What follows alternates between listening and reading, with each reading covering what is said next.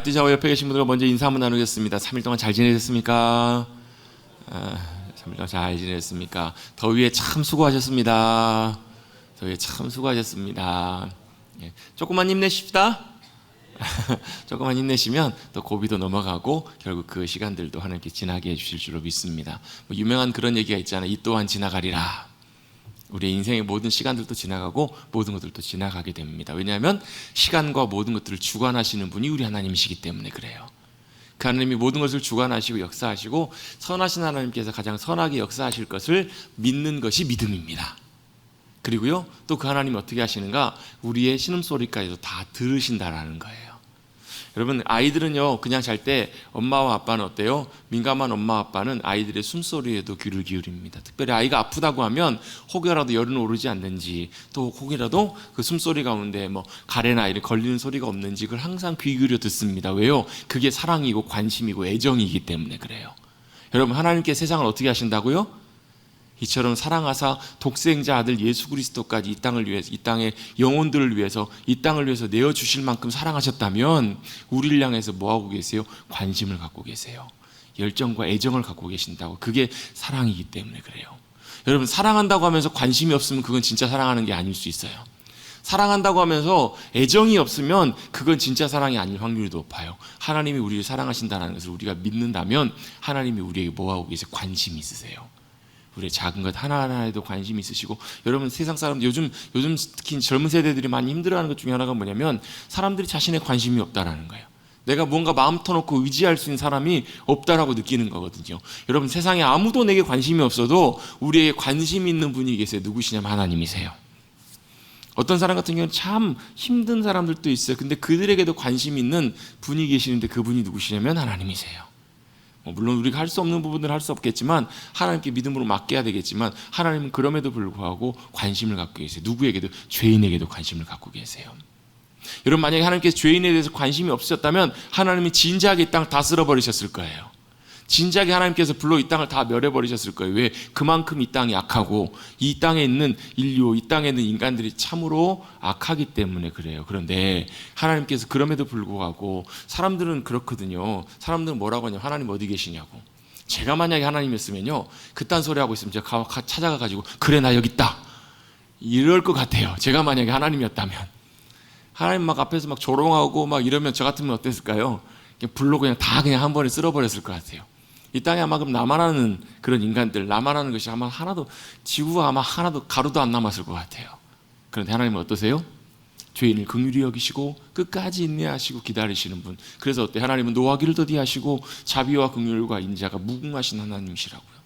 사람들은 잘 그걸 몰라. 하나님은 심판하시고 멸하시는 하나님에 대해서만 생각하는데요, 여러분, 그 하나님이 심판하실 때까지 하나님의 마음이 어땠는지, 요즘 우리 여러분 매일 성경에서 그 7월부터 8월까지 예레미야 말씀을 읽고 있는데요, 아마 예레미야 말씀 좀 어렵게 느끼시는 분들 굉장히 많을 거예요. 또 예레미야 말씀 읽어보면 다 하나님이 심판하시고 멸하신다는 얘기밖에 안 나오잖아요. 그럼 우리는 이렇게 생각해요. 아, 하나님은 멸하시고 죄인들을 그냥 심판해버리신 하나님이시구나라고 생각하기 참 쉬운데요, 그 마음 안에, 그 말씀 안에 담겨있는 하나님의 마음을 우리가 읽어내기 시작하면 그렇게 말씀하신 하나님의 마음 속에 여러분 얼마나 여러분 애통해하시고 슬퍼하시며 안타까워하시며 괴로워하시는 하나님의 마음이 있는지를 우리가 깨닫게 되거든요.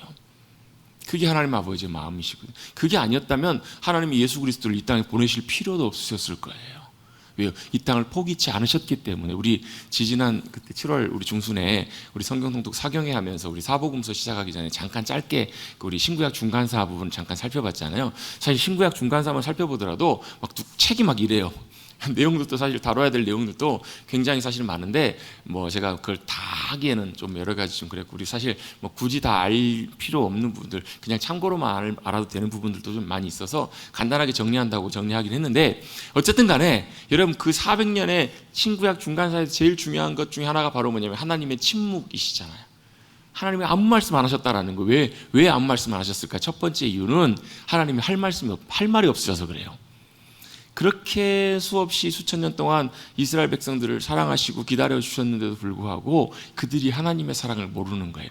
여러분, 부모님들이 참 마음 아픈 순간 중에 하나가 뭐냐면 자식들이 언제 우리 사랑했냐고, 엄마가 아빠가 나를 언제 사랑했냐고, 맨날 미워하기만 했지, 뭘 잘해줬냐고, 이런 소리 들으면 참 부모님 마음이 너무 아프잖아요. 못을 박는다라고 표현하잖아요.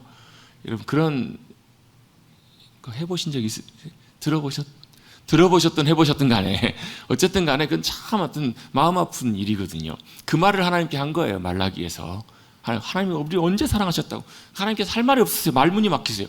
여러분 너무 어이가 없으면 말이 막히잖아요. 하나님의 침묵에는 하나님의 말씀이 막혀버리신 그런 답답함이 있었고, 또 한 가지는 뭐였냐면 그 질문에 대해서, 그 사람들의 항변에 대해서 대답할 것을 준비하셨던 거예요. 어떻게 해요? 말로가 아니라 행동으로요.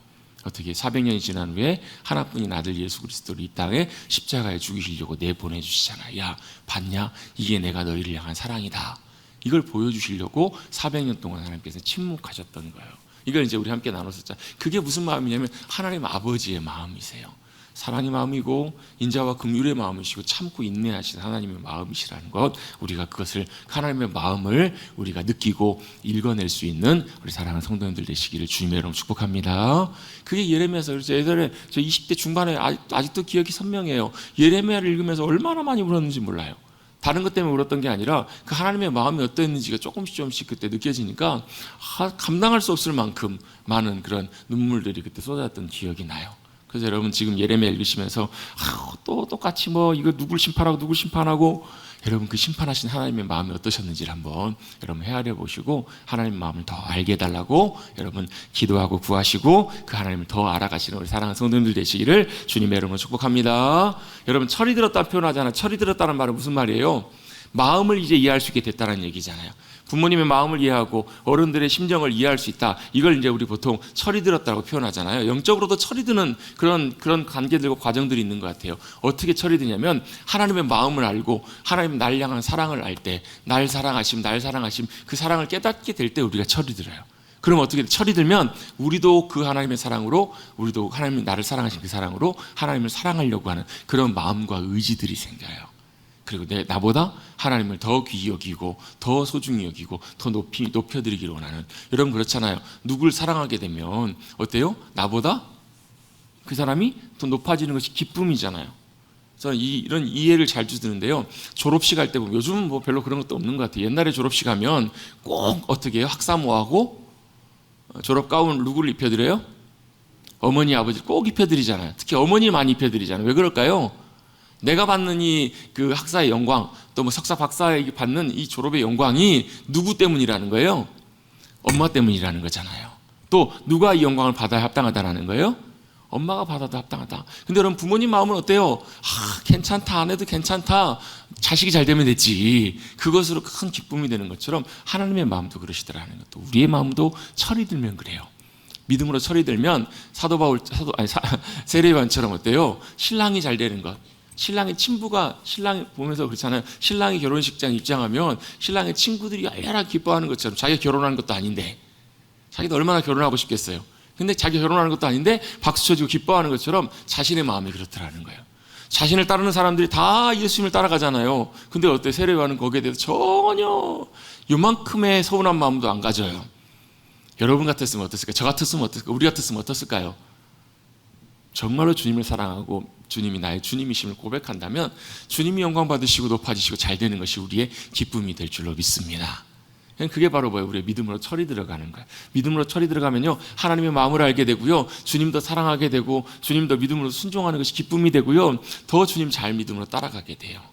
여러분 이것이 우리의 믿음의 삶을 결정하게 됩니다. 여러분 오늘 우리가 창세기 19장 말씀을 읽었는데 제가 12절부터 29절까지만 사실 읽었거든요. 근데 원래 1절부터 뒤에 나오는 맨 마지막 절까지 내용이 한 내용입니다. 한 내용.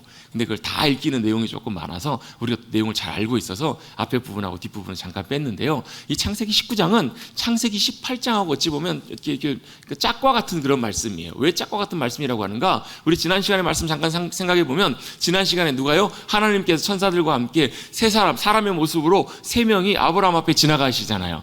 그랬더니 아브라함이 그냥 손님들을 그냥 나그네를 그냥 지나가도록 두지 않고 어떻게 하죠?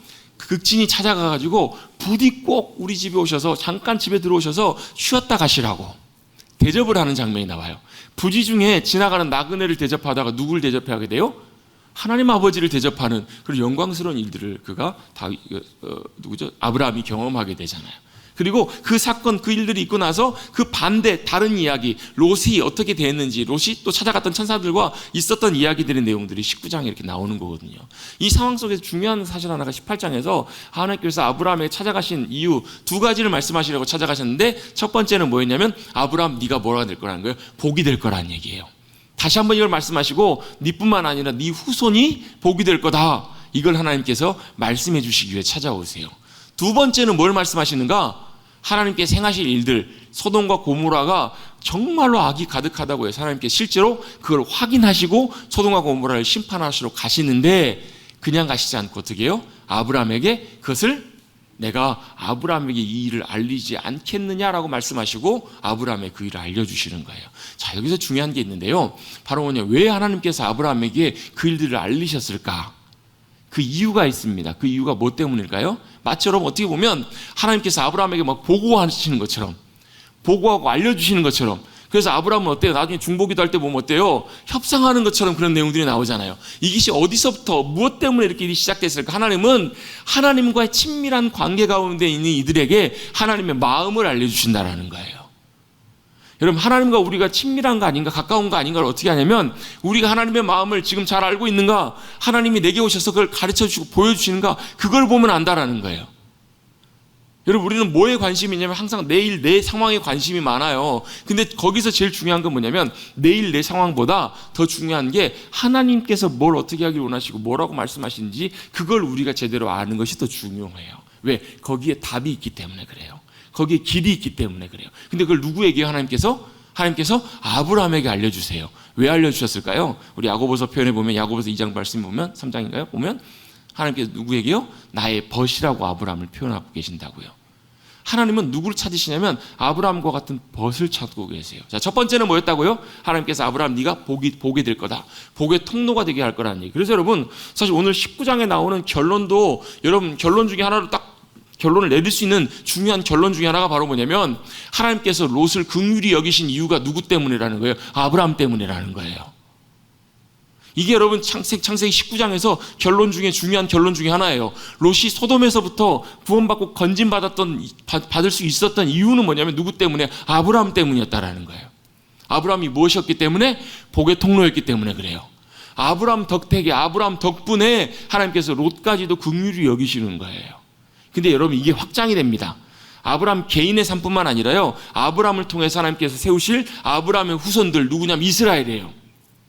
이스라엘, 믿음의 하나님의 백성들, 그들을 통해서 하나님 뭘 하기로 하시냐면, 이 땅 가운데, 자 보세요, 아브라함 한 사람 있을 때는 아브라함과 관계된 사람들이 있어요. 뭐 롯도 있고요, 아브라함과 가까이 지냈던 사람들은 누구를 통해서? 아브라함을 통해서. 그래서 나중에 보면 그런 내용들도 중간에 보면 아브라함 그 내용들이 나오거든요. 이게 또 아내를, 자기가 이제 위기를 모면하기 위해서 아내를 자기 누이라고 하잖아요. 나중에 아비멜렉이 진짜 그 말을 순진하게 순수하게 믿고 아내를 데리고 왔다가 거기 그 땅 가운데, 그랄 땅에 그 큰 하나님의 재앙이 임해요. 사실 아비멜렉은 잘못한 게 하나도 없거든요. 근데 하나님께서 안다라고 말씀하세요. 네가 아무런 악한 잘못된 것이 없다라는 걸 나 잘 안다. 근데 그 문제를 해결하시기 위해서 하나님께서 누구를 통해 사용하시냐면 아브라함을 통해 사용을 하세요. 아브라함이 잘못한 것임에도 불구하고 하나님께서 그렇게 부르시고 그렇게 세우신 거예요. 아브라함을 통해서 아브라함 주변에 있는 사람들에게 하나님의 복과 은혜가 흘러가도록 통로로 삼으신 거거든요. 그런데 그게 나중에 확장이 돼요. 그게 성경의 이야기예요. 어떻게 확장되는가? 이스라엘을 통해서 하나님께서 뭘요? 다른 열방과 다른 나라들에게 이스라엘이 뭐가 되게 하시겠다라고 말씀하시냐면 복이 되게 하겠다라고 말씀하시는 거예요. 그러니까 하나님의 복과 은혜와 생명과 사랑이 누굴 통해서 흘러가냐면 이스라엘을 통해서 흘러가는 거예요. 지금은 어떻게 해요? 영적인 이스라엘로 하나님의 부르심을 받은 믿음으로 주님의 자녀로 살아가는 저와 여러분, 우리를 통해서 이 땅 가운데 하나님의 복과 은혜와 생명이 흘러가게끔 주님이 그렇게 일하신다라는 거예요. 그게 주님의 일하심의 방법이에요, 여러분. 여러분, 전도라는 것은 여러분 그냥 단순히 여러분 사람 교회로 어떤 분은 인도하고 전도를 좀 달리 표현하신 분도 계세요. 뭐 인도든 전도든 간에 어쨌든 간에 인도는 주님께로 이제 나올수록 이끄는 거잖아요. 와보라라고 이렇게 이끄는 거예요. 전도 마찬가지예요. 비슷해요. 근데 중요한 건 뭐냐면 우리가 인도든 전도든 중요한 게 뭐냐면 내가 그 사람에게 대해서 그곳을 향해서 뭐가 되는 거냐면 하나님의 복과 생명의 도구가 되는 거예요. 이게 전도예요. 이게 하나님께서 왜 이렇게 일하시길 원하시기 때문에. 왜? 세상은요, 하나님이 그런 방법으로 꼭 그런 식으로 일하세요. 하나님이 우리를 복의 통로로 삼으셔서 일하신다고요. 또 두 번째로 누굴 통해서 일하시냐면 하나님과 친밀함으로 주님과 동역하는 그들을 통해서 일하시기 때문에 하나님께서 아브라함에게 두 가지를 말씀하신 거라고요. 하나는 하나님의 약속을 분명하게 하세요. 네가 복이 될 거다. 여러분, 이 약속은 저와 여러분에게도 동일하게 해당되는 약속이에요. 우리가 자격이 좋아서 우리가 잘해서 그런 것이 아니라 하나님은 그렇게 하기를 원하세요. 여러분이 가 계시는 그곳에 여러분을 통해서 하나님의 복과 은혜와 생명이 흘러나게 될 줄로 믿습니다. 하나님께서 그렇게 부르셨기 때문에 그게 하나님의 부르심의 약속이에요. 그게 믿음 안에서 우리 가운데 주신 하나님의 약속이라고요. 그게 출애굽기 19장 3절부터 6절까지 나오는 이스라엘 향한 하나님의 부르심이고 약속이에요. 그게 어디로? 그대로 똑같이 지금을 살아가는 우리들에게도 지금은 우리가 뭐가 돼서요? 하나님의 걸어다니는 거룩한 성전이 되어서 주님의 살아계심과 주님의 생명과 은혜를 세상 가운데 나타내는, 흘려보내는 주님의 귀한 복의 통로 도구로 주님이 저와 여러분을 삼기를 원하시는 거예요. 할렐루야. 같이 저를 따라 고백하고 있습니다. 우리는 믿음 안에서 하나님의 복의 통로입니다. 복의 도구들입니다. 여러분, 나는 부족한데요. 나는 그 역할을 못하고 있는데 괜찮아요. 그래도 여러분 믿고 고백하세요. 왜요? 일하시고 역사하시는 분은 하나님이시기 때문에 그래요. 우리가 대단해서 하는 것이 아니라 우리를 통해서 역사하시는 분이 하나님이시기 때문에 우리는 뭐만 하면 돼요? 인정하면 돼요. 인정하고 믿고 고백하면 돼요. 여러분을 통해서 하나님의 복과 은혜와 생명이 여러분의 삶의 자리 가운데, 세상 가운데 어두움과 죽음이 가득한, 절망이 가득한 이 땅 가운데 흘러갈 수 있게 되기를 주님의 이름으로 축복합니다. 여러분, 우리나라 역사가 그걸 증명하잖아요. 여러분, 선교사님들이 이 땅 가운데 들어오셔서 그분들이 복음의 통로가 되어서 이 땅에 복음이 들어오기 시작하면서 여러분 어떤 일이 여러분 100여 년 사이에 일어났어요? 말도 안 되는 어마어마한 일들이 일어나잖아요. 우리나라 이번에 올림픽에서 벌써 금메달 11개를 땄어요. 여러분, 세계 가운데 벌써 여러분 우리나라가 아직까지는 6위예요. 아마 제가 예측하건데 아마 12위 안에는 충분히 들지 않겠나 싶어요. 여러분, 100여 년 전에 우리나라가 어떤 나라였을까요? 세상에서 알려지지도 않는 나라. 어찌 보면 세상 사람들이 눈길도 두지 않은, 정말 어찌 보면 좀 이런 표현이 좀 그렇지만 좀 별 볼 일 없는, 형편없는 그런 나라였어요. 이 땅 가운데 하나님의 복음이 들어오기 시작하고 하나님의 복의 역사가 일어나기 시작했을 때 여러분 말할 수 없는 하나님의 복과 은혜를 누리게 되었잖아요. 이제는 우리가 세상 가운데 뭐가 되냐면 하나님의 복의 통로들이 되기를 주님이 원하세요. 그게 아브라함에게 하신 아브라함의 약속이고 중요한 하나님의 계획이셨어요. 또 두 번째가 뭐였다고? 하나님께서 아브라함에게 소돔과 고모라를 심판하실 계획을 말씀해 주신 이유가 하나님과의 친밀함 가운데 아브라함이 있었기 때문에 그래요. 너는 나의 벗이라. 하나님과 친밀함이 중요한 이유가 이거예요. 하나님께서는 친밀한 자들에게 뭘 하기를 원하시는가 찾아오셔서 하나님의 마음을 알리시고 비밀을 알리신다고요. 하나님의 계획을 알려주세요. 그리고 하나님과 그 마음을 알고 그 일에 함께 동참하여서 동역하기를 주님이 원하시는 거예요. 그때 아브라함이 했던 게 바로 뭐냐면 그때 했던 게 기도예요. 기도. 중보기도예요. 중보기도는 원래 나로부터 시작하는 것이 아니라 하나님께로부터 시작해요. 하나님 행하실 일들을 우리에게 알려주시면 그걸 갖고 우리가 하나님 그 일을 이루세요 라고 기도하고 구하는 것이 바로 뭐냐면 그게 진짜 중보기도예요. 하나님 그 주님의 일들을 이루시옵소서. 이사야 62장에도 그 말씀이 나오고 여러분 하박국에도 보면 그 말씀이 똑같이 나와요. 하박국 3장에 보면 하박국이 뭐라고 고백하냐면 하나님 이 악한 유대인들을 가만두십니까? 그랬더니 심판하시겠대요. 바벨론을 들어서 그들을 심판하시겠다고. 근데 하나님 아무리 그래도 그렇지 바벨론이 더 악한데 어떻게 악한 바벨론을 들어서 남유다를 심판하십니까? 하나님의 백성들을 심판하십니까? 그랬더니 하나님께서 뭐라고 말씀하세요? 다 계획이 있다. 그리고 의인은 믿음으로 말미암아 살 거다라고 주님 말씀해 주세요. 주님의 계획과 주님 행하신 일들을 하박국이 다 듣고 나서 하박국이 뭐라고 고백하냐면 주님 주는 주의 일을 수년 내에 부응케 하옵소서라는 고백이 하박국 3장에 나와요. 무슨 말이에요? 하나님의 일을 주님께서는 수년 내에 주님의 정하신 때 속히 그 일을 이루시옵소서, 그 일을 주님께서 살아 일어나게 해주십시오 이렇게 고백하는 내용이 하박국의 고백이에요. 이게 뭐냐면 이게 중보기도예요. 뭘 구해요? 뜻이 하늘에서 이룬 것처럼 이 땅에서 이루어지길 원합니다. 우리 주기도문의 기도예요. 이게 무슨 기도길래 그게요? 주님 이것도 필요하고 이것도 주세요. 그렇지만 주님의 뜻을 이루세요. 이게 중보기도라고요. 왜 여러분 우리가 중보기도해야 돼요? 왜 우리 환우들을 위해서 기도해야 돼요? 환우들을 고치시고 치유하시고 새롭게 하기를 원하시는 것이 주님의 뜻이기 때문에 기도하는 거예요. 그냥 고쳐달라고 떼쓰는 게 아니에요, 여러분.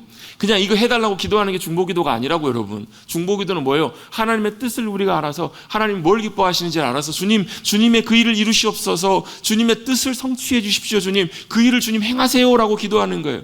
여러분 나중에 집에 가서 한번 읽어보세요. 이사야 62장 5절 6절 7절인가요? 읽어보세요. 6절 7절이에요. 그 말씀 읽어보면 우리가 24시간 365일 쉬지 않고 파수꾼을 세워서 성벽에서 주님 약속하신 그 일을, 주님 행하실 그 일을 기억하시고 행해 주십시오라고 외치는 사람들을 세울 거란 얘기예요. 그들이 누구예요? 그들이 중보기도자들이에요.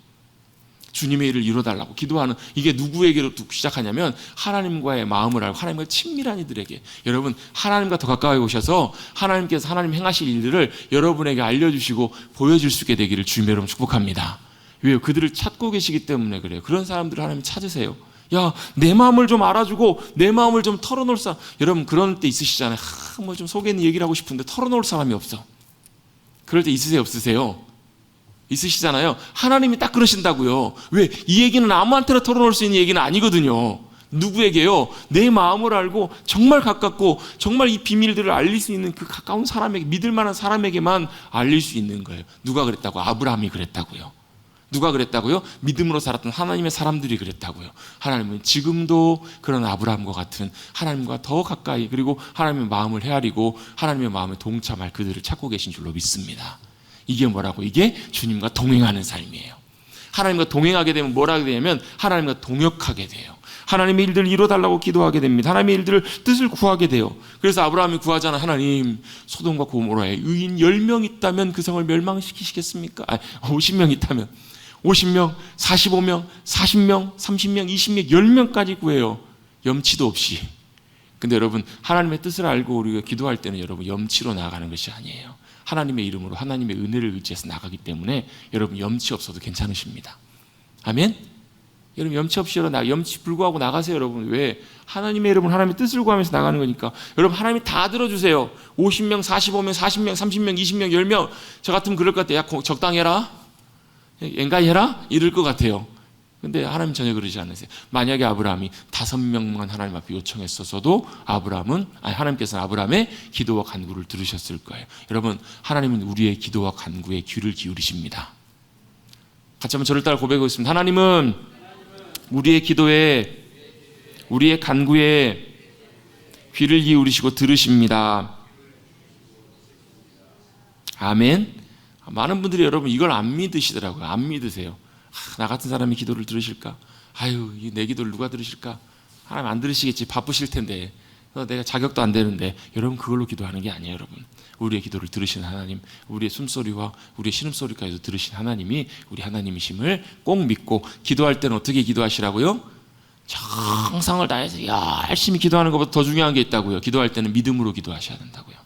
기도할 때는 어떻게 나의 기도를 들으시고 주님이 가장 선하고 복된 길로 인도하실 거라고 믿고 고백하는 거예요. 찬양 중에 그런 찬양이 있어요. 반드시 기도 응답하신다. 반드시 기도 응답하신다. 때론 나의 뜻과 다른 길일지라도 반드시 기도 응답하신다. 그런 찬양의 고백이 있어요. 여러분 주님의 뜻대로 이루실 것을 믿고 의지하시고 기도하며 나가시는 저와 여러분 되시기를 주님의 이름으로 축복합니다. 가정을 위해서 기도하시고 여러분의 삶을 위해서 기도하시고 교회를 위해서 하나님 나라와 하나님 뜻을 위해서 여러분 기도하실 때 주님께서는 반드시 들으시고 주님의 선하신 뜻대로 인도해 주실 줄로 믿습니다. 아브라함은 아마 10명은 있겠지 아마 그렇게 생각했던 것 같아요. 아마 더 기도하지 않은 걸 봤을 때는요. 근데 소돔과 고모라에 의인 10명이 없어서 하나님은 결국 소돔과 고모라를 심판하시게 됩니다. 심판하시기 전에 먼저 소돔과 고모라를 방문하시고 찾아가는 이야기가 나오는데요. 읽진 않았지만 여러분 잠깐 성경의 1절부터 한번 살펴보시면 두 천사가 세 사람이 아브라함을 방문했다가 한 분은 어때요? 한 분은 하나님께서 아브라함을 만나시잖아요. 만나시고 하늘로 올라가십니다. 돌아가세요. 하나님께서 마치시고 가세요. 뭐 어디로 가셨는지 정확하게 표현되어 있지는 않아요. 뭐 하늘로 가셨을 수도 있고요. 어떤 분들은 소돔에 두 분이 갔으니까 고모라에 한 분이 갔을 거다 얘기하시는 분도 계세요. 뭐 보시고 확인하신 다음에 심판하신다고 하셨으니까요. 뭐 어떻든 간에 두 천사가 사람의 모습으로 소돔에 방문을 하게 됩니다. 왜 갔을까요? 그것이 그러한지 실제로 확인하기 위해서 가게 됩니다. 그때 거기에 누가 있었냐면 아브라함의 조카였던 롯이 있습니다. 성문 앞에서 롯이 앉아 있다가 아브라함이 했던 것처럼 똑같이 그들을 보고 영접하며 땅에 엎드려 절합니다. 내 주여, 종의 집에 들어와 발도 씻고 주무시고 일찍 일어나 갈 길을 가소서. 그랬더니 이 천사 두 분이 뭐라고 얘기해요? 우리가 거리에서 밤을 새우리라 거절합니다. 왜 거절했을까요? 혹자는 어떤 분들은 이렇게 이걸 설명하시기도 합니다. 롯의 영적인 상태를 확인하고 테스트하기 위해서. 롯이 어떤 상황인지. 지금 벌써 아브라함과 헤어진 지가 아마 조금 시간이 좀 됐던 것 같아요, 여러분. 그 사이에 뭐 여러분 전쟁도 있었고 많은 일이 있었잖아요. 아마 조금 시간이 지난 다음에 뭐 시간이 꽤 좀 지났죠. 왜냐하면 그 이스마엘이 태어나고도 벌써 10몇 년 시간이 지났으니까 상당히 오랜 시간 아브라함과 떨어져 있었을 때 롯의 상태가 영적인 상태가 어떠했을까? 여러분 롯의 영적인 상태가 어떠했을까요? 여러분이 보실 때 제가 볼 때는 성경을 통해서 롯의 행동들이나 모습들을 볼 때 별로 그렇게 썩 좋지는 않았던 것 같아요. 영적인 상태가. 여러분 우리가 영적인 교제로부터 멀어지고요, 하나님의 은혜로부터 멀어지기 시작하면 영적인 우리 상태가 사실 좋아지기가 쉽지 않습니다. 대부분의 경우에 보면 영적인 상태가 나빠지는 경우들이 훨씬 많아요. 롯도 아마 그랬던 것 같아요. 롯도 그래서 아마 그걸 확인해보기 위해서 테스트하기 위해서 아마 천사들이 이렇게 거절했지 않았을까 이렇게 얘기하는 분도 있습니다. 그런데 어쨌든 간에 롯이 다시 간청을 합니다. 그래도 꼭 들어오십시오 해서 그 천사 두 사람이 그 집으로 들어갑니다. 그리고 식탁에서 그를 대접하는데요, 3절에 보시면 어떻게 해요? 무교병을 구워서 그들을 이렇게 대접을 합니다. 여러분 무교병이 뭐냐면 빵 중에서 아무것도 안 들어가는 그냥 떡이에요. 우리로 치면 개떡입니다. 개떡. 조금 이게 극단적으로 우리 쉬운 표현으로 좀 비유를 들어보면 식은 밥을 대접을 한 거예요. 여러분 아브라함은 세 사람이 지나갔을 때 그들을 극진히 환대해서 그들을 모셔서 어떻게 대접을 했나요? 송아지를 잡았어요. 여러분 지금 시세로 치면 송아지가 그래도 한 200-300 이상은 아마 되지 않을까 싶어요. 그 정도 아마 될 것 같습니다. 여러분 그분들 지나가는 나그네 대접하기 위해서 여러분 상당히 많은 지출을 해요. 그것만 해요? 여러분 엉긴 젖, 버터와 여러분 좋은 것들, 우유와 많은 것들을 극진하게 대접해요. 가루를 밀가루 가지고 빵을 만드는데 우리로 치면 그 쌀 20kg짜리 가지고 여러분 밥을 한 거예요. 음식을 한 거예요. 찰밥을 했는지 뭐 어땠는지 모르겠어요. 극진하게 대접하는 모습에 비하면 롯의 대접은 어때요? 참으로 초라하고 어찌 보면 좀 성의 없어 보일 만큼. 제가 말씀을 준비하면서 두 가지 생각이 들어요. 왜 그랬을까? 롯도 어찌 보면 경제적으로는 사실 그렇게 부족한 사람은 아니었거든요. 왜 그랬는가? 여러분 롯과 아브라함이 창세기 13장에 갈라질 때 보면 왜 갈라지죠? 서로 소유가 너무 많아서, 양과 수와 짐승들이 너무 많으니까 서로 다툼이 생기니까 롯과 아브라함이 서로 우리 떨어져서 지내자 갈라졌잖아요. 그러니까 롯도 그렇게 사실 물질적으로나 재정적으로 아브라함과 함께 있을 때는 그렇게 가난한 상황은 아니었을 거예요. 좀 넉넉한 그런 여유를 갖고 있었는데 모르겠습니다. 실제로 진짜 뭐 여유가 없어서 경제적으로 좀 궁핍해서 무교병만 대접했는지 아니면 그냥 성의 없이 그냥 정성 없이 그냥 대접했는지 그 이유는 성경에 설명하지 않고 있기 때문에 잘은 모르겠지만 분명한 것 하나는 아브라함의 모습과 너무 대비가 되잖아요. 여러분 우리도 마찬가지입니다. 하나님의 일들을 우리가 믿음으로 동참해 나갈 때 어쩔 수 없는 그런 경우들도 있어요. 경제적으로 쉽지 않고 여유가 없고 그래서 그럴 수도 있지만 어떤 경우에는요 우리의 마음과 중심이 그렇지 않을 때가 있어요. 마음과 중심이 들여지지 않을 때 여러분 우리는 어떻게 해요? 롯처럼 이렇게 행동할 수 있다는 거예요. 그냥 하기는 해야 되겠는데 그냥 어떻게 그냥 겨우 성의만. 여러분 하나님께는 여러분 성의만 표현하는 거 차라리 안 하시는 게 나을 수도 있어요. 성의만이 아니라 어떻게 우리의 마음을 드리는 것, 그게 하나님을 향한 섬김과 드림이거든요. 어찌 보면 이 롯의 모습을 보면서 우리의 모습 가운데서도 혹시라도 이런 모습이 있지 않은지 여러분 우리가 한번 잘 살펴보고 돌아올 필요가 있습니다. 아브라함과는 정반대잖아요, 여러분. 아브라함 여러분 부지 중에 하나님과 천사들을 대접하잖아요. 그리고 롯은 어때요? 천사들의 방문 속에서도 그들을 향해서 우리로 치면 식은 밥만 그냥 성의 없이 대접해버리는 것 같은 그런 모습을, 그런 인상들을 지울 수가 없습니다. 여러분 어쨌든 간에 뭐 경제적으로 어려워서 그럴 수도 있겠죠. 그러나 어쨌든 간에 그 롯의 상태나 모든 것들이 볼 때 그렇게 사실 썩 좋지 않았던 것을 보게 돼요. 왜 그랬을까요? 그가 머무는 그곳 자체가 영적으로 심각하게 오염되고 타락하고 악한 것이었기 때문에 그래요. 어찌 보면 지금 살아가는 우리 시대하고도 롯이 살았던 소돔의 시대도 비슷한 시대입니다. 여러분 영적으로 잘 깨어 있으십시다. 그리고 우리 영혼을 잘 지키십시다. 여러분 우리의 영혼을 잘 지키고 주님의 은혜 가운데 잘 보호받지 못하면 우리도 여러분 롯처럼 여러분 금방금방 우리의 영적인 상태들이 나빠지는 경우들이 훨씬 많아요. 여러분 관리하지 않으면 늘 우리의 영혼과 상황들을 주님 앞에서 주님의 은혜로 돌아보지 않으면 여러분 기름치지 않으면 여러분 금방 기계 망가지는 것처럼 우리의 영혼도 그럴 수 있다는 거예요. 여러분 하나님의 은혜와 도우심을 구하여서 성령님의 기름 부으심과 주님의 붙들어 주신 은혜로 주님의 큰 은혜와 사랑을 경험하셔서 우리의 영혼이 늘 살아 일어나는, 그래서 늘 보호받고 지킴받고 강건하게 세워져 가시는 사랑하는 성도님들 되시기를 간절히 다시 한번 주님의 이름으로 축복합니다. 그 사건 그리고 나서 대접을 하고 그냥 자려고 하는데 그때 또 일이 일어나죠. 어떤 일이 벌어져요? 그 소돔과 고모라에 있는 사람들이 롯의 집에 찾아옵니다. 4절입니다. 그들이 눕기 전에 그 성 사람 곧 소돔 백성들이 누가요? 소돔 백성들의 노소를 막론하고, 노소를 막론했단 말은 무슨 말이에요? 나이 든 어르신부터 늙은이부터 어린이들까지, 무슨 말이냐면 다 모든 사람들이 각계각층의 모든 사람들이 다 나온 거예요. 원근에서 모여서 먼 곳 가까운 데서 다 나왔다는 얘기는 무슨 말이냐면 여기 나온 사람들이 어찌 보면 소돔의 사람들을 말하는 거예요. 소돔에 살고 있는 사람들이 나이 많은 사람이나 적은 사람이나 할 것 없이 모두가 다 어떤 사람들이냐면 이렇게 나와서 그들이 이렇게 행했다라는 거예요. 뭐 하는 거예요? 야, 당신 집에, 네 집에 들어온 사람들을 이끌어내라. 우리가 그들을 상관하리라. 이 상관하라는 말은 히브리어로 야다라는 말이에요. 야다라는 말은 원래 의미는 알다라는 말인데요. 그냥 지식적으로 아는 게 아니라 관계를 통해서 아는 거예요. 그래서 남자와 여자가 결혼해서 서로를 알다라는 말, 그러니까 관계를 맺다라는 의미로도 사용되는 말이 야다라는 말이에요.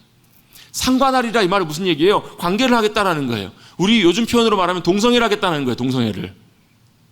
여러분 이 소돔의 상태를 딱 그대로 보여주는 이 모습이 바로 이 장면입니다.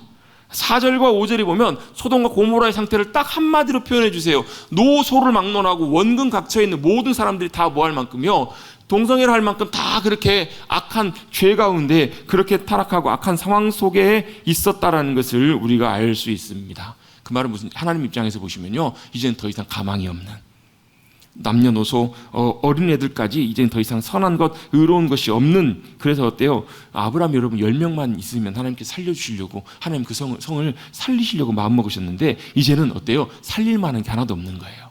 집을 리모델링 하려고 했더니 집을 뜯어보니까 도저히 살릴 수가 없는 집이면 어떻게 해야 돼요?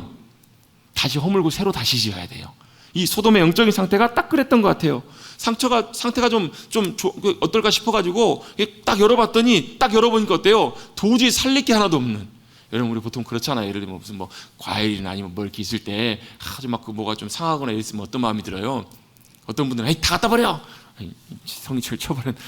다 갖다 버려. 그런 분도 계실 거예요. 근데 어떤 분들은 어때요? 혹여라 해가지고 좀 잘라가지고 버릴 부분 벌리고 살릴 수 있는 부분 살려보려고 그런 마음 가질 때가 있잖아요, 여러분.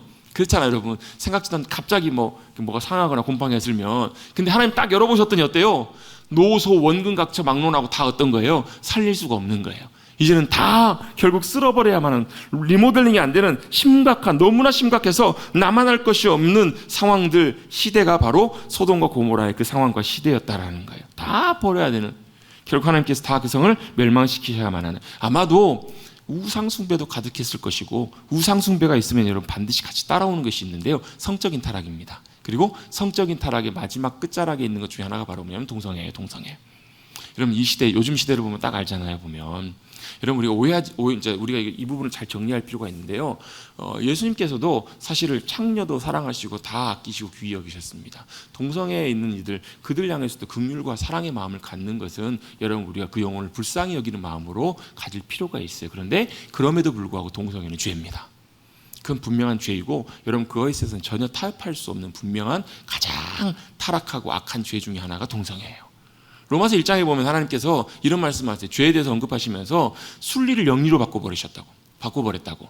여러분 죄의 모든 것들은요, 하나님의 순리를 영리로 바꾸는 것에서부터 모든 것이 시작하고 그 마지막의 결론이 하나님의 질서를 바꿔버리는 것, 그게 바로 죄의 결과이기 때문에 그래요. 그 중에서 제일 대표적이면서 가장 악하고 어찌 보면 가장 시대에 타락한, 가장 타락의 끝자락에 가 있는 것을 볼 수 있는 그 죄의 모습 중에 하나가 바로 동성애예요. 그 시대와 그 상황 속에서 동성애가 만연하고 동성애가 이렇게 그냥 관용되고 그냥 그 죄에 대해서 이렇게 그냥 이렇게 보편화되는 그런 시대라면 성적으로나 영적으로 가장 타락하고 가장 심각한 상황이라고 우리가 인지하면 돼요. 어느 시대요? 소돔과 고모라의 시대. 어느 시대요? 지금 이 시대도 그렇더라는 거예요. 지금 이 시대도 너무나 보편적으로 그런 것들이 만연해요. 만연해. 그걸 통해서 우리가 뭘 할 수 있을까? 아, 정말 심각한 상황이구나. 그리고 하나님께서 이 시대를 향해서 뭐 하신다라는 거예요? 이제 결국은 분명하게 심판하시고 판결하실 그때가 멀지 않았다라는 것을 보게 돼요. 여러분, 뭐 역사를 봐도 그래요. 이 동성애가 판쳤던 시대를 보면요, 항상 보면 이 시대는 바로 직후에 뭐가 오냐면 멸망이 따라옵니다. 역사가 멸망하고 열사가 무너지고 로마도 마찬가지고요. 여러분, 이런 흐름, 왜냐하면 타락하다 보면 마지막으로 성적으로 타락해서 마지막으로 나오는 결과 중에 하나가 바로 뭐냐면 동성애이기 때문에 그래요. 그래서 우리가 이 시대 가운데서도 잘 깨어있는 것들이 너무너무 중요합니다. 또 한 가지 그들이 했던 행위 중에서 보면 이끌어내라 상관하리라 라고 했을 때 아까 제가 롯의 영적인 상태가 좋지 않았을 거라고 말씀드렸던 이유 중에 하나도 이거예요. 롯이 뭐라고 제안하냐면 이렇게 제안합니다. 형제들이여, 사람들이여, 진정하시고 우리 사람들을 끊어낼 수 없으니까 우리 딸들 내줄 테니까 당신이 좋은 대로 이렇게 하라고. 그러면 이건 사실은 말도 안 되는 행동들이잖아요. 말도 안 되는 일이잖아요. 이게 보면요. 이게 여러분 그 사사기에도 보면 똑같은 내용이 나오거든요. 사사기에도 그 레위 지파 사람이 첩을 데려왔다가 거기에 기브아에서 베냐민 지파가 그런 일들, 그 불량배들이 똑같은 일을 하려고 할 때 똑같이 이렇게 반응하거든요. 여러분, 이게 절대 하나님의 방법이 아닙니다. 물론 절망적이고 절대적이고 참 위기의 상황 속에 있었다고 한들 롯이 이 위기의 상황 속에서 그가 대처했던 모습을 보면 그의 영적인 상태를 볼 수 있어요. 말도 안 되는 제안을 하잖아요. 처녀인 딸들이 있으니까 너희 좋은 대로 너희들이 마음대로 하고 이 사람들은 가만히 좀 두십시오. 이렇게 제안을 한다고요. 이 제안 자체가 비성적일 뿐만 아니라 말도 안 되는 일이라는 거예요. 그만큼 롯이 이 소돔과 고모라 이 시대와 상황 속에 많은 물이 들어있고 영향을 받았다는 것을 알게 돼요. 그리고 이 사건의 그 결과가 19장 맨 뒷부분에 나오는 딸들이 어때요? 아버지를 통해 근친 창간을 통해서 자식들을 낳는 그 일들까지 가게 되잖아요. 그 모습 어디를 봐도 그들이 그렇잖아요. 이 위기의 상황 속에서 하나님을 의지하는 장면이 하나도 나오지 않아요.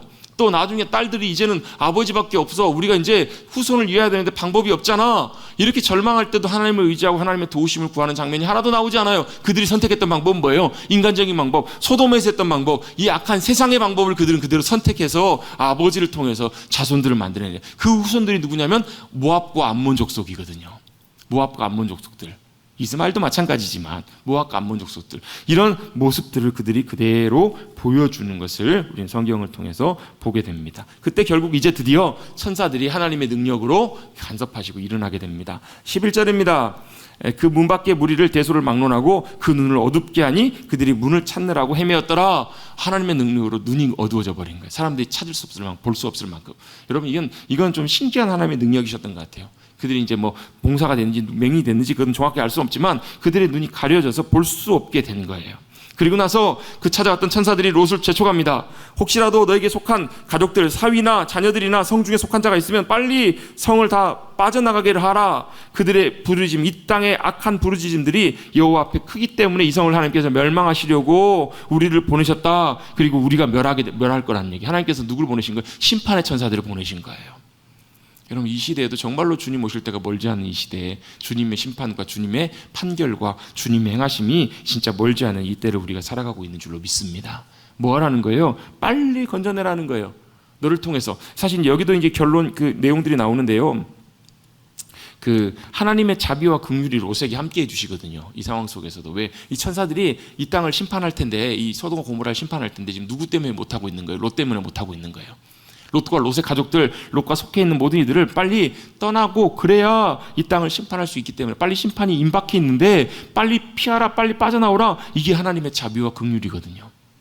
하나님이 롯과 롯의 가족들에게 자비와 긍휼을 베풀기를 원하셨어요. 그런데 그럼에도 불구하고 자기 사위들, 아마 예비 사위들이었던 것 같아요. 사위들은 이 말을 어떻게 여기냐면 농담으로 여기게 돼요. 마지막 시대는 하나님의 말씀을 농담으로 여기는 시대입니다. 하나님이 아무리 경고하셔도 그냥 대수롭지 않게 에이 말도 안 되는 소리. 여러분, 주님 다시 오실 거 믿으시죠? 근데 여러분, 이 시대는 어때요? 무슨 주님 다시 오긴, 누가 다시 오셔? 베드로전 후서에도 이런 말씀이 나와요. 에이, 지금까지 안 오시나? 2000년 지나도 안 오셨는데 누가 주님 오시겠냐? 말도 안 되는 소리. 하나님 어디 살아계시느냐? 어디 살아계신데? 이런 얘기들을 한다라는 거예요. 농담으로 여기는. 여러분, 우리는 하나님 행하심과 하나님의 역사하심을 여러분 농담으로 여기고 대수롭게 여길 것이 아니라 하나님을 경외함으로 주님의 말씀 앞에 두렵고 떨림으로 나가야 될 줄로 믿습니다. 주님 말씀하시면 우리가 믿음으로 순종하고, 주님 멈춰서라고 하시면 멈춰서고. 여러분, 정말로 그 말씀을 순종하는 것이 너무너무 중요하잖아요. 경찰관이 멈춰서라고 하면 서야 돼요. 위험한 것도 있으니까 멈춰서라고 깃발을 하고 손짓을 하면 멈춰서야 돼요. 안 그러면 어때요? 거기 구덩이에 파였는지 무슨 일이 생긴지 아무도 알 수가 없잖아요. 하나님의 경고와 하나님의 사인 앞에서 여러분 우리가 경외함으로, 하나님을 경외함으로, 두렵고 떨림으로, 믿음으로 반응하며 나가실 수 있는 저 여러분 되시기를 주님의 이름으로 축복합니다. 농담으로 여기 안 나가요. 그러면서 또 어때요? 다 안 되겠으니까 아내와 두 딸들을 이끌어내라. 너 이 성의 죄악 중에 함께 멸망할까? 지금 염려하고 있으니까 빨리 이끌어내라 하는데 16절에 보시면 16절 한번 같이 한번 읽어보겠습니다. 16절 시작. 그러나 롯이 지체함에 그 사람들의 롯의 손과 그 아내와 손과 두 딸의 손을 잡아 인도하여 성 밖에 두니 아멘. 롯이 지체해요. 왜 지체했을까요? 왜 지체했을까요? 어찌 보면 롯 자체도 별로 이렇게 이 문제에 대해서 그렇게 심각하게 생각하지 않았을 수도 있어요. 또 한 가지는 그 자신의 삶에 대한 미련, 자신의 어떤 삶의 터전, 소돔에 대한 삶의 미련, 세상에 대한 미련이 있어서 그랬을지도 모르겠어요. 근데 그럼에도 불구하고 그런 롯에 대해서 하나님께서 긍휼을 베푸십니다. 그런데 그 긍휼을 베푸신 이유가 단순히 롯 때문에만은 아니라는 것을 알 수 있어요. 맨 마지막 절이 나오지만 아브람 때문에, 아브람을 생각하사 롯을 그 소돔을 엎어버리시는 그 심판의 자리 가운데서도 건져내시고 내보내주셨다라고 성경은 말씀하고 있어요. 여러분, 누구 때문이라고요? 아브람 때문에 하나님의 긍휼과 자비가 롯과 롯의 가족 가운데 함께해 주셨던 거예요. 여러분, 우리도 마찬가지예요. 아까 제가 복의 통로를 말씀드렸는데요, 우리가 복의 통로가 된다는 말은 무슨 말이냐면 나 덕분에 나를 통해서 하나님께서 하나님의 은혜와 긍휼을 나타내 보이시는 통로와 도구가 되는 것, 이게 바로 복의 통로가 되는 삶이에요. 여러분, 그래서 기도하셔야 돼요. 여러분 그래서 하나님의 은혜와 도우심을 구하셔야 돼요. 여러분, 하나님께서 여러분에게 기도해야 될 상황과 일들을 허락해 주셨다면 하나님의 은혜와 긍휼이 여러분을 통해서 그 일 가운데, 그 상황 가운데 하나님께서 나타내 주기를 원하시기 때문에 기도하라고 하시는 거예요. 여러분, 깨어서 기도하십시다. 정말 기도하셔야 돼요. 여러분, 기도하셔야 돼요. 기도할 일이 있든 없든 상관없이 깨어서 기도할 때 하나님의 은혜와 긍휼이 우리를 통해서, 아브라함을 통해서 롯과 롯의 가족 가운데 임하여서 그들이 구원받게 되었던 것처럼 우리를 통해서도 그 일들을 주님이 나타내기를 원하시는 거예요. 그 사람들이 그들을 밖으로 이끌어낸 후에 이르되 도망하여 생명을 보존하라. 돌아보지 말라. 돌아보거나 들에 머물지 말고 산으로 도망하여 멸망함을 면하라. 하나님의 심판과 진노가 무섭게 임할 것이기 때문에 빨리 피하라는 거예요. 미련 두지 말고 피하라. 근데 여러분, 어떻게 되죠? 결론적으로 도망가다가 롯의 아내는 뒤를 돌아봐요. 그래서 소금 기둥이 되어버려요. 저는 성지순례 가보진 않았지만 지금도 거기 가보면 소금 기둥, 그 롯의 아내가 소금 기둥이 됐다는 그 소금 기둥이 있다라고 해요. 그 소금 기둥이 아닌지는 나중에 봐야 알겠지만 어쨌든 간에 그게 왜 그랬을까요? 무엇 때문에요? 호기심에 둘러봤을까? 호기심은 아닌 것 같아요. 왜? 이 사람들이 강력하게 경고했으니까요. 되돌아보지 마라. 분명히 경고했기 때문에 단순한 호기심은 아니었을 것 같아요. 뭐예요? 세상에 대한 미련, 세상에 대한 아쉬움, 세상에 대한 회한, 그것 때문에 놓고 가는 그것들에 대해서 롯의 아내는 여전히 마음이 그곳을 떠나지 못했기 때문에 그랬을 것 같아요. 몸이 떠나도 마음이 떠나지 못하면 여러분, 소금 기둥이 됩니다.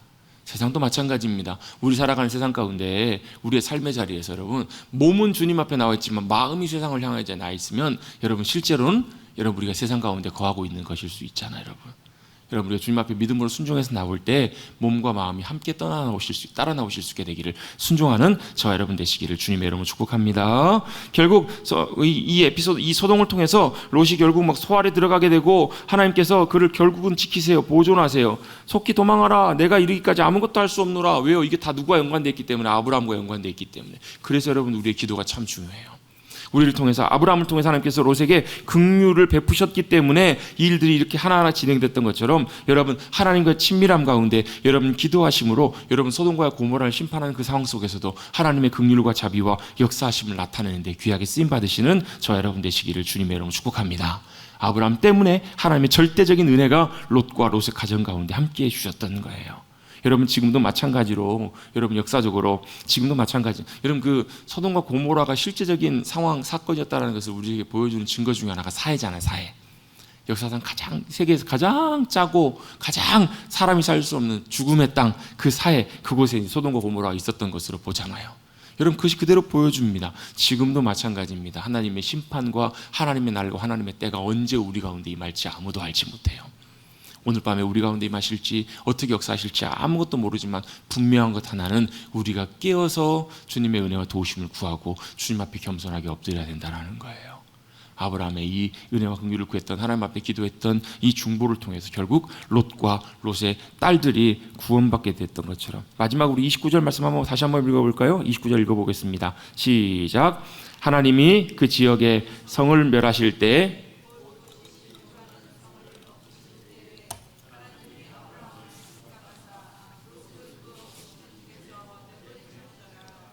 아멘. 아브라함을 생각하사 여러분을 생각하사 여러분 때문에 하나님께서 누군가를 하나님께서 무슨 상황을 엎으시고 세상을 멸하시는 그 가운데서도 건지시고 구원해내시는 여러분을 통해서 하나님의 놀라운 구원과 은혜와 생명이 흘러나는 데 귀하게 쓰임받으시는 저와 여러분 되시기를 간절히 주님의 이름으로 축복합니다. 그게 하나님의 역사하심입니다. 그리고 여러분 이거 하나 기억하십시다. 하나님은 반드시 악한 모든 것들을 멸하실 때가 반드시 옵니다.